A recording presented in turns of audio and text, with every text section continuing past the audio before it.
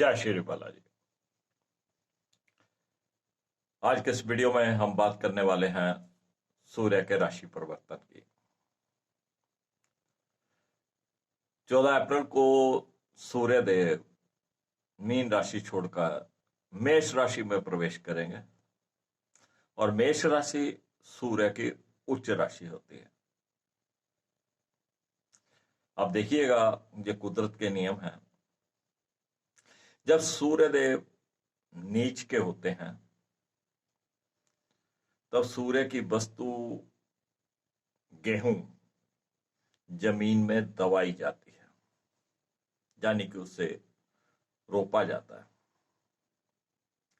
और जब सूर्य देव उच्च के होते हैं और गेहूं पक के तैयार हो जाता है तो उसको काट के अपने घरों में लाया जाता है। तो जमीन के नीचे दबाना जाने के नीचे तब सूर्य देव नीच के होते हैं। जब वो ऊपर को निकल आते हैं, काट के हम अपने घरों को लाते हैं, तब वो उच्च के होते हैं। तो 14 अप्रैल से लेके 14 मई तक सूर्यदेव अपनी उच्च राशि में रहेंगे।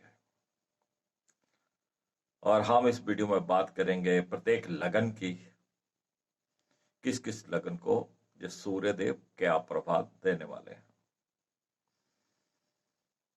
चलिए बात करते हैं मेष लगन की। मेष लगन के लिए सूर्यदेव पंचम भाव के स्वामी होकर लगन में रहेंगे उच्च के होकर। संतान विद्या की तरफ से आपको लाभ होने वाला है। जिनको संतान प्राप्ति की इच्छा थी या इच्छा रखते हैं, उनको ये महीना काफी फायदेमंद रहने वाला है। संतान प्राप्ति की संभावनाएं हैं। बृहस्पति देव की भी दृष्टि पंचम भाव के ऊपर है, तो यहां पे संतान प्राप्ति की संभावनाएं बहुत अधिक हैं। जो विद्यार्थी वर्ग हैं वो अपनी शिक्षा के क्षेत्र में बहुत अच्छा कार्य कर पाएंगे। अगर किसी के कोई एग्जाम वगैरह होने वाले हैं या कोई एग्जाम की आप तैयारी कर रहे हैं तो ये 14 अप्रैल से लेके 14 मई तक का जो समय है ये बेहतरीन समय रहने वाला है और आप इसमें विद्या में सफलताएं पा सकते हैं। अगर कोई प्रेम प्रसंग आपका पहले से चल रहा था, कोई नाराजगी चल रही थी, अब सूर्यदेव उच्च के हो गए हैं, बृहस्पति देव की दृष्टि है, तो वो प्रेम प्रसंग में जो मन मुटाव चल रहा था वो भी अब सही हो जाएगा। अगर आप किसी नए प्रेम प्रसंग की प्रेमी या प्रेमिका की तलाश में थे तो ये महीना 14 अप्रैल से 14 मई तक का आपको प्रेमी या प्रेमिका से भी मिलन करवा सकते हैं। तो कुल मिलाकर बृहस्पति देव और सूर्य मेष लगन को अच्छा प्रभाव देने वाले हैं।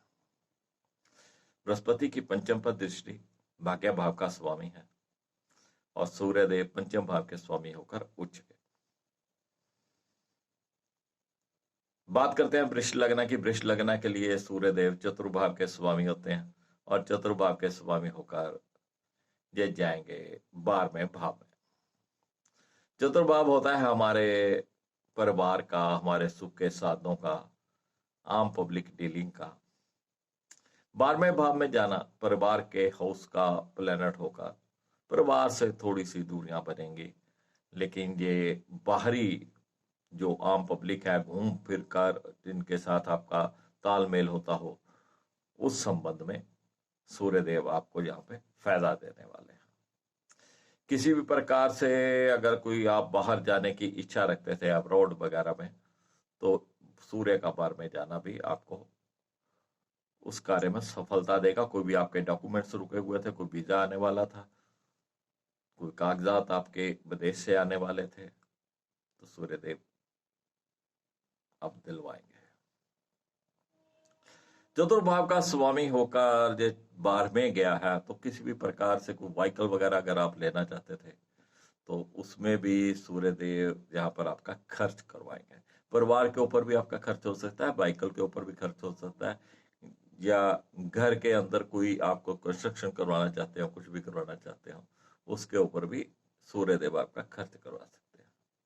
तो कुल मिला के मध्यम से हैं सूर्य देव वृष लगना के लिए। मिथुन लगना की बात करें तो मिथुन लगना के लिए तृतीय भाव के स्वामी होते हैं, और तृतीय भाव के स्वामी होकर सूर्य देव 11वें भाव में रहेंगे। तृतीय भाव हमारे छोटे भाई बहनों का होता है, कम्युनिकेशन सा होता है, और हमारे पराक्रम का होता है, उच्च के होके 11वें भाव में। जो व्यक्ति लेखन कार्य करते हैं, कोई आर्टिकल्स लिखते हैं, खबरें लिखते हैं, या कोई किसी भी प्रकार का कंप्यूटर के ऊपर, नेट के ऊपर नेटवर्किंग का कोई कार्य करते हैं, उसमें उनको सफलता मिलने की संभावनाएं हैं। वहां से आय के साधन उनके बनेंगे। और जो किसी भी प्रकार से जॉब में है या बिजनेस में है, तो उनको इनकम के लिए वो बड़ी भाग दौड़ करेंगे। उनका जो पराक्रम है, उनकी जो मेहनत है, वो रंग लाएगी, और उस मेहनत से उनको आय के साधन उनके बढ़ेंगे, और छोटे भाई बहनों के साथ आपके अच्छे तालमेल बने रहेंगे। तो तृतीय भाव से कुछ ज्यादा नहीं होता। हाँ, जो लेखन कार्य में है, किसी की कोई पुस्तक रुकी हुई थी, कोई लिख रहे थे, या आपको कहानी लिख रहे थे, किसी भी प्रकार का लेखन का कार्य आपका रुका हुआ था, अब सूर्यदेव उसको पूरा करवाएंगे, या उससे आपको लाभ होने की संभावनाएं हैं। चलिए बात करते हैं कर्क लगना की। कर्क लगना के लिए सूर्यदेव द्वितीय भाव के स्वामी होते हैं, और द्वितीय भाव के स्वामी होकर वो 10वें भाव में, 10वां भाव हमारे व्यापार का है, हमारी जॉब का है, और वो धन के स्वामी होकर व्यापार भाव में या जॉब के भाव में है। सूर्यदेव 10वें में बैठकर मान प्रतिष्ठा भी देते हैं। तो यहां पर सूर्यदेव का बैठना कहीं ना कहीं आपको मान प्रतिष्ठा भी देगा। कोई आपकी प्रमोशन रुकी हुई थी, वो भी आपको उसके भी चांसेस हैं कि वो प्रमोशन रुकी हुई थी, वो आपको प्रमोशन मिल जाए, मान सम्मान होगा, इज्जत बढ़ेगी। और जहां पर अगर कोई धन की बात हो, तो कोई सरकारी धन आपका रुका हुआ था, कहीं से कोई पैसे व्यापार की में पैसे रुके हुए थे कहीं, तो वो भी आने की संभावना है। यहाँ पर बात करते हैं सिंह लगना की। सिंह लगना के लिए सूर्यदेव लगन के ही स्वामी होते हैं, और ये 9वें भाव में रहेंगे। 9वां भाव हमारे धर्म कर्म का है, जिन्होंने नामदान ले रखा है, गुरुओं का है, हमारे भाग्य का है, हमारे पिताश्री का है। तो सूर्यदेव का 9वें भाव में जाना आपके भाग्य में बढ़ोतरी करेगा, आपकी सेहत को पहले से बहुत अच्छा कर देगा, पिता के साथ आपके अच्छे संबंध बनेंगे। ये जो ईश्वर की तरफ से कृपा होती है, या गुरु कृपा होती है, या आपके इष्ट देव की कृपा होती है, वो भी सूर्यदेव यहाँ पर दिलवाने वाले हैं। कुल मिला के सूर्यदेव यहाँ पर बहुत ही बढ़िया सिंह लगना के लिए बहुत ही अच्छा रहने वाला है 14 अप्रैल से लेकर 14 मई तक का महीना। कन्या लगन की अगर बात करें तो कन्या लगन के लिए सूर्यदेव 12वें भाव के स्वामी होते हैं। 12वें भाव के स्वामी होकर सूर्यदेव अष्टम में जाएंगे। तो 12वें भाव से कुछ ज्यादा बातें नहीं देखी जाती। विदेश से संबंधित 12वां भाव जल भाव से संबंधित होता है, अष्टम भाव जल भाव से संबंधित होता है। अगर कोई विदेश यात्रा वगैरह आपने करनी है, या विदेश से संबंधित कोई आपका कार्य रुका हुआ था, वो आपका कार्य पूरा हो सकता है।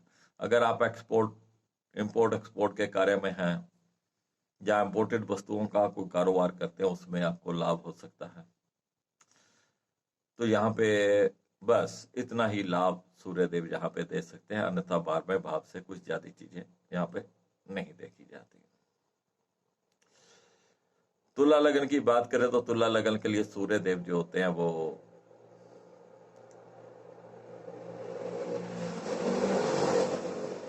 11वें भाव के स्वामी होते हैं, और 11वें भाव के स्वामी होकर वो 7वें भाव में रहेंगे। 11वें भाव का स्वामी होकर 7वें भाव में आना, यानी कि आपकी जो डेली रूटीन है वो पहले से बहुत ज्यादा बिजी हो जाएगी। इनकम भाव का स्वामी रूटीन वहां पे आ रहा है, रूटीन भाव में। तो कहने का मतलब दिने चर्चा, जो डेली आपकी इनकम के सोर्सेज हैं, वो भी डेली इनकम भी जो आपकी है वो धीरे धीरे धीरे धीरे बढ़ेगी। देखिए, जो जॉब करते हैं उनकी तो इनकम नहीं बढ़ा करती है इस टाइम में, लेकिन जो व्यापार करते हैं उनका आप ये कहिए कि व्यापार में रुपए पैसे की आय चलाई अच्छी हो जाएगी। 7वें भाव में है, और 7वें भाव में जो होता है वो हमारे लाइफ पार्टनर का होता है। तो सूर्य देव जहाँ पे उच्च के बैठे हुए हैं, तो आपका जो लाइफ पार्टनर है उसमें कहीं ना कहीं थोड़ा वो कहते हैं ना, सूर्य जैसा मतलब रोब प्रभाव, वो इस तरीके की चीजें आ सकती हैं, उनमें कुछ तेजी आ सकती है, स्वभाव में तेजी आ सकती है, तो थोड़ा उसका ध्यान रखिएगा। लेकिन कुल मिला के यहाँ पर अच्छे रहेंगे। वृश्चिक लग्न की बात करते हैं तो वृश्चिक लग्न के लिए सूर्य देव जो होते हैं वो 10वें भाव के स्वामी होते हैं। 10वें भाव के स्वामी होकर वो 6ठे भाव में गए हैं। 10वें भाव के स्वामी होकर 6ठे में उच्च गए। तो 10वां भाव और 6ठा भाव, कहीं ना कहीं 6ठा भाव भी जो होता है वो जॉब से रिलेटेड या कंपटीशन से रिलेटेड होता है। तो किसी भी प्रकार का आप जॉब के लिए कोई कंपटीशन आप लड़ रहे थे, कोई आप किसी कंपटीशन की तैयारी कर रहे थे, उसमें आपको लाभ हो सकता है। कोई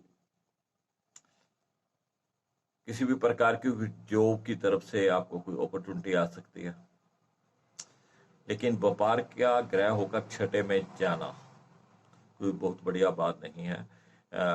नौकरी में किसी प्रकार की कोई अगर आप चेंज चाहते थे, वो भी आपके लिए जहां पर संभव है। कोई आपकी नौकरी नहीं सही चल रही थी, जहां आप चेंज करना चाहते थे, तो जय सूर्यदेव जहां पे चेंज भी करवा सकते हैं, और आपको कोई नई नौकरी की जो तलाश थी वो भी आपकी पूरी हो सकती है। तो 6ठे भाव में क्रूर ग्रहों का जाना भी थोड़ा अच्छा होता है, दुश्मनों को शांत रखता है। तो बात करते हैं धनु लग्न की। धनु लग्न के लिए सूर्य देव जो होते हैं वो भाग्य भाव के स्वामी होते हैं, और भाग्य भाव के स्वामी होकर वो पंचम भाव में रहे। इष्ट देव की कृपा, गुरुदेव की कृपा, धर्म के प्रति आपका रुझान आपके भाग्य को चमका देगा।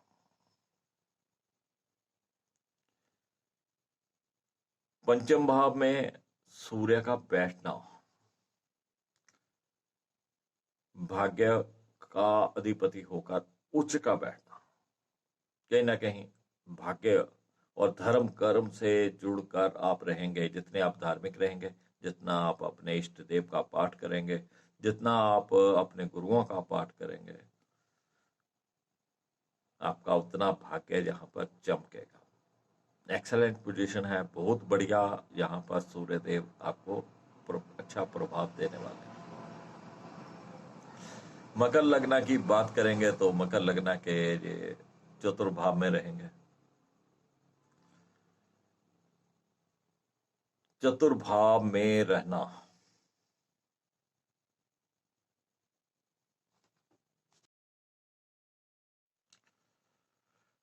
मकर लग्न की बात कर रहे थे। मकर लग्न में सूर्य देव 6ठे भाव के स्वामी होते हैं, और 6ठे भाव के स्वामी होकर वो चतुर्भाव में रहेंगे।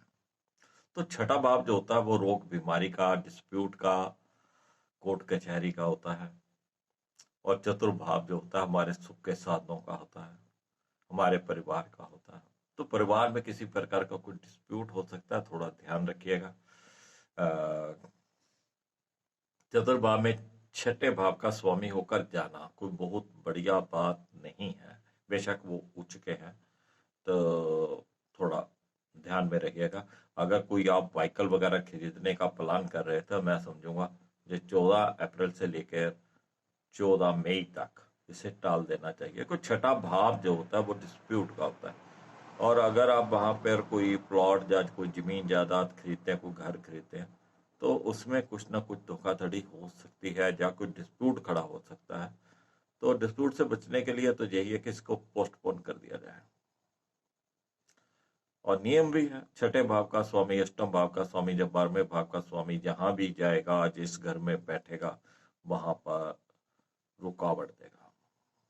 तो अगर आप किसी भी प्रकार का कोई व्हीकल, किसी भी प्रकार का कोई घर, जमीन जायदाद खरीदने का प्लान कर रहे थे, तो मैं समझूंगा यहाँ पे अभी आपको थोड़ा इंतजार करना चाहिए। फैमिली में, आपके परिवार में किसी प्रकार का कोई डिस्प्यूट नहीं हो, उसका थोड़ा आपको ध्यान रखना चाहिए। तो बात करते हैं कुंभ लग्ना की। तो कुंभ लग्ना के लिए सूर्य देव जो होते हैं वो सप्तम भाव के स्वामी होते हैं। सप्तम भाव के स्वामी होकर वो कुंभ लग्ना से तृतीय भाव में रहेंगे।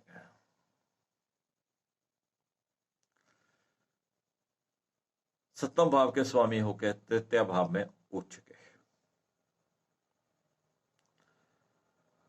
और कुंभ लग्ना से बृहस्पति की जो सप्तम दृष्टि है, बृहस्पति की जो दृष्टि है वो सप्तम भाव के ऊपर।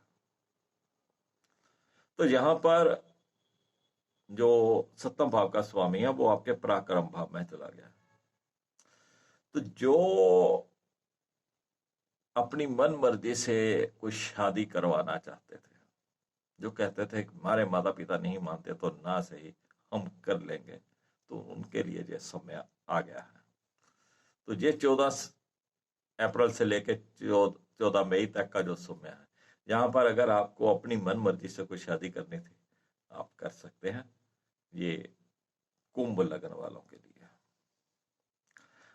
और वैसे भी बृहस्पति देव की यहाँ पर दृष्टि है, सप्तम भाव के स्वामी उच्च के हो गए हैं। तो किसी भी प्रकार के कोई आपके रिश्ते की बात चल रही थी वो कंप्लीट हो जाएगी। कुछ शादी आपकी रखने वाली थी, वो शादी की तारीख तय हो जाएगी। तो ये महीना काफी अच्छा हो सकता है। यहाँ पे शादी का ग्रह, मैरिज हाउस का प्लैनेट पराक्रम भाव में गया। कई बार क्या होता है कि हम कोई लड़का या लड़की देखने जाते हैं, मान लीजिए, चलो लड़की तो लड़का देखने नहीं जाया करती, लड़के वाले जाते हैं या लड़का जाता है साथ में। हमारे जो साथ जाते हैं घर वाले, भाई बहन माता पिता, वो कई बार मना कर रहे होते हैं, नहीं नहीं ये रिश्ता ठीक नहीं है, यहाँ नहीं करना है।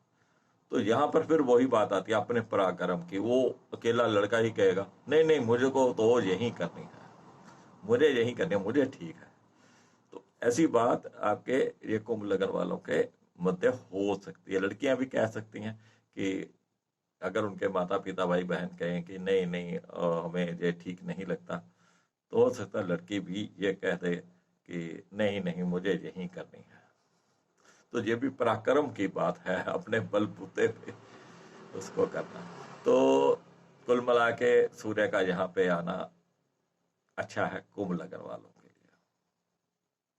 और ये सूर्य का उच्च होना और बृहस्पति की दृष्टि रहना सप्तम भाव में, तो कहीं ना कहीं आपकी जो शादी है वो किसी प्रतिष्ठित परिवार जो होते हैं ना, वो जिनका एक नाम होता है, वहां पे होने की संभावना है।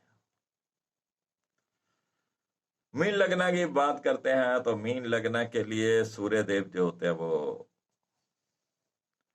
अष्टम भाव के स्वामी हो जाएंगे। अष्टम भाव के स्वामी होकर वो द्वितीय भाव में रहेंगे। एक मिनट मैं करेक्ट कर लूँ इसको। कई बार होता है कि हम जो बोलते हैं वो हो नहीं पाता, जा गलत बोला जाता है। एक मिनट मैं इसे करेक्ट करूंगा। बिल्कुल जो सूर्य देव है मीन लगन के लिए अष्टम भाव के स्वामी है, और अष्टम भाव के स्वामी होकर वो द्वितीय भाव में रहे। तो अष्टम भाव से हमें कोई खास चीजें यहाँ पर नहीं देखने को मिलती हैं। अष्टम भाव में सिर्फ दुर्घटनाओं से संबंधित होता है या जो रिसर्च वर्क होता है उससे संबंधित होता है। और अष्टम भाव का स्वामी द्वितीय भाव में गया है उच्च का होकर। ये कभी कभार हुआ करता है कि आपके नाम किसी ने कोई प्रॉपर्टी कर दी, आपको पता ही नहीं था कौन करने वाला है, कैसे करने वाला, अचानक होता है। तो ये होती हैं वो अचानक जो धन मिलते हैं अचानक, तो ऐसे चांसेस बहुत कम हुआ करते हैं। तो यहाँ पर कुछ खास देने वाले नहीं हैं।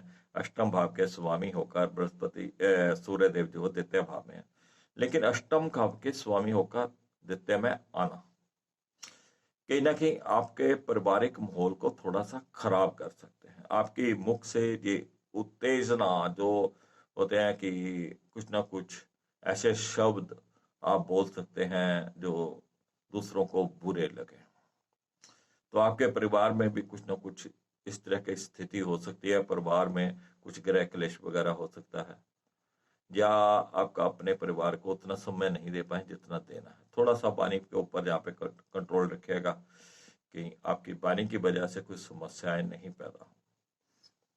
तो फ्रेंड्स, प्रयास किया है आप सबके लिए 14 मई से लेकर 14 अप्रैल से लेकर 14 मई तक का जो सूर्य का राशि परिवर्तन है, सूर्य मेष राशि में रहेंगे, उसका आप ये समझिएगा कुछ निचोड़ क्या रहेगा किस किस लगन के लिए, वो बताने का प्रयास किया है। तो वीडियो आपको पसंद आए लाइक करिएगा, शेयर करिएगा, अपने दोस्तों को इस चैनल के साथ जोड़िएगा। फिर मिलेंगे जल्दी। मंगल आगे राशि बदलने वाले हैं, तो मंगल के ऊपर भी बात करेंगे। तब तक के लिए राकेश विशिष्ट को इजाजत दीजिएगा। जय श्री बालाजी।